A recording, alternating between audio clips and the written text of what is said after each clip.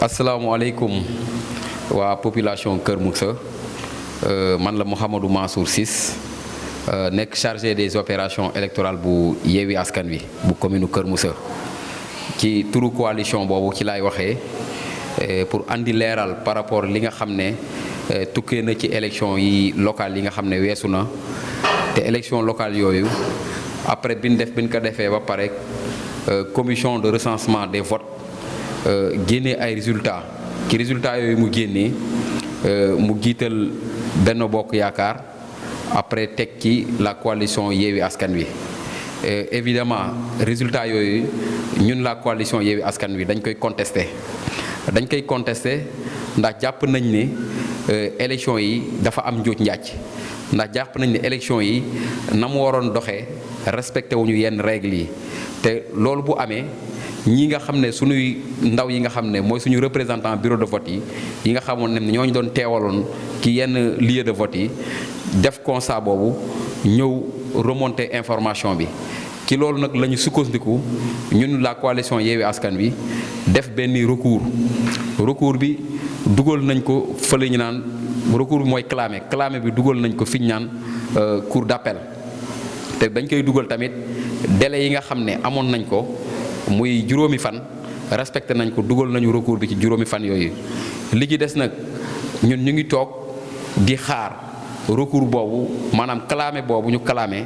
fan lay mujjee di taxaw di leeral ne clamé boobu ñi nga xam ne ñooy waa Benno Bokk Yaakaar waa cour d'appel yónnee nañ leen ko yónnee nañ ko tamit yeneen coalition yi nga xam ne fii ci commune Kër Moussa bokkoon nañ ci jongante bi ñoom ñëpp jot nañ ko kon nag loolu day firndeel ne procès bi nga xam ne war na am ci dans un délai 2 mois incha allahu rabbi dina am te su boobaa ñun danañu taxaw présenter suñuy argument présenter suñuy preuve wane ne ndam li nga xam ne moo génnee ci élection locale yi ñun ñoo ko moom que ne suñu ndam la ndaxte bu fekkee élection dafa am ay charte yoo xam ne dañ ko tëral pour ñu defaree ko élection yi te charte yooyu bu fekkee dafa am rëkk-rëkk dañ naan yoon moo fi nekk te yoon mooy àtte te yoon boobu ñun lañ jox confiance moo tax ñu dugal suñu recours foofu te yaakaar nañ ne incha allahu rabbi danañ ci am ndam waaye tamit di profité di tontuwaale waa Benno Bokk Yaakaar ñi nga xam ne wala ñenn ñi nga xam ne ñoom ñoo naan ñun dañoo ñàkk ba pare ñànki may wax ne ki ñàkk ñànki mooy ki nga xam ne dafa ñàkk mais ñun dañoo jàpp ne ñàkkuñu ndaxte ñun am nañ population bi gis nañ ne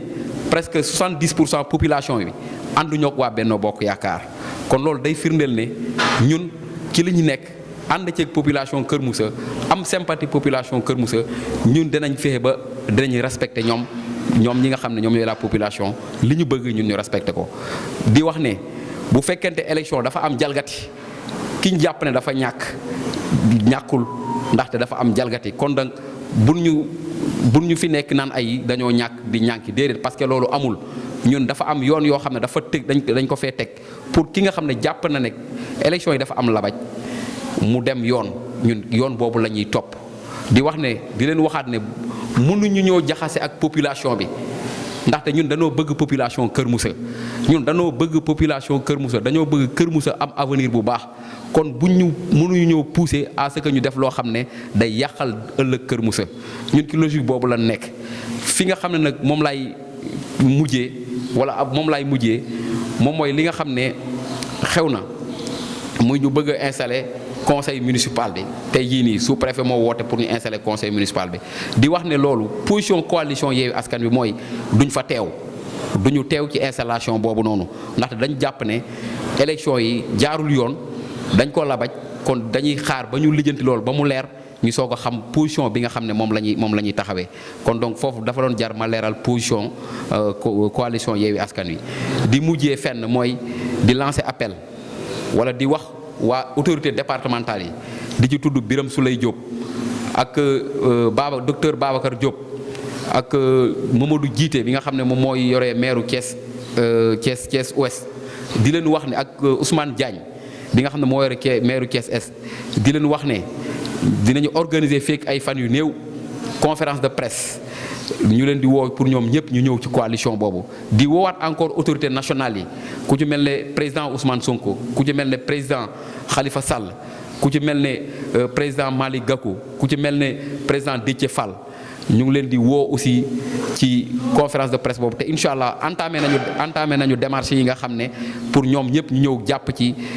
combat bi nga xam ne mooy sunu victoire te ñu jàpp ne dafa am ay njuuj njaaj. Au nom de la coalition Yewwi Askan Wi,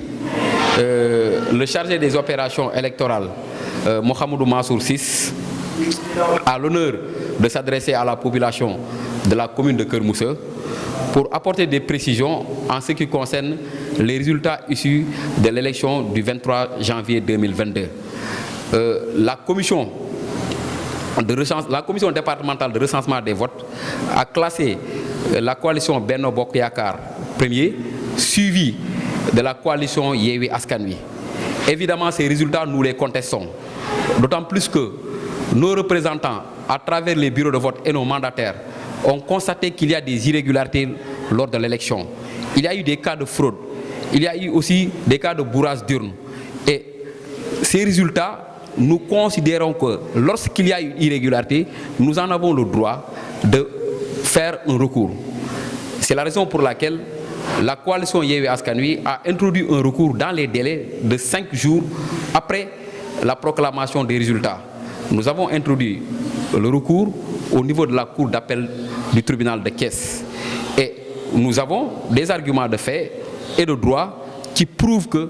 ces irrégularités sont des irrégularités manifestes et que nous pouvons remporter l'élection si la cour d'appel se prononce ou bien statue sur le recours. Maintenant, l'autre élément à préciser est que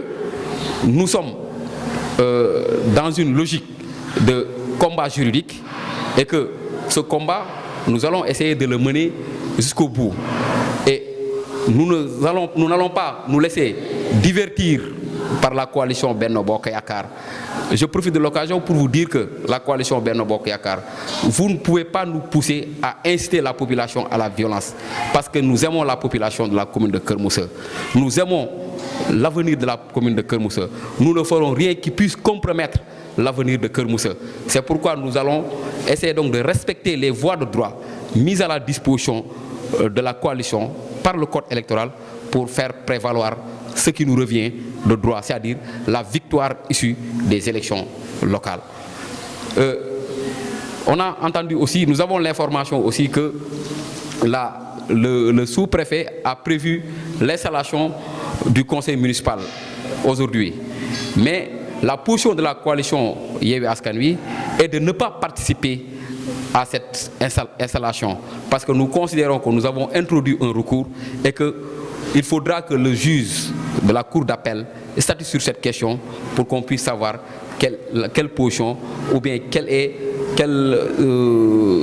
position on doit se placer en ce qui concerne la suite, pour le conseil municipal. Voilà, je ne peux pas aussi terminer sans pour autant lancer un appel aux autorités départementales, à savoir le maire de la commune de Thiès Nord, Birame Souleye Diop, ensuite à monsieur Dr Babacar Diop, qui est le maire de la ville de Thiès, mais aussi Dr Mamadou Djité, qui est le maire de la commune de Thiès-Ouest, et aussi Maître Ousmane Diagne, qui est le maire de la commune de Thiès-Est. Mais aussi nous lançons un appel aux autorités nationales, en l'occurrence le président Ousmane Sonko, mais aussi le président Déthié Fall, le président Khalifa Sall et le président Malick Gakou. Nous comptons organiser une conférence de presse et d'autres manifestations et nous demandons à ce que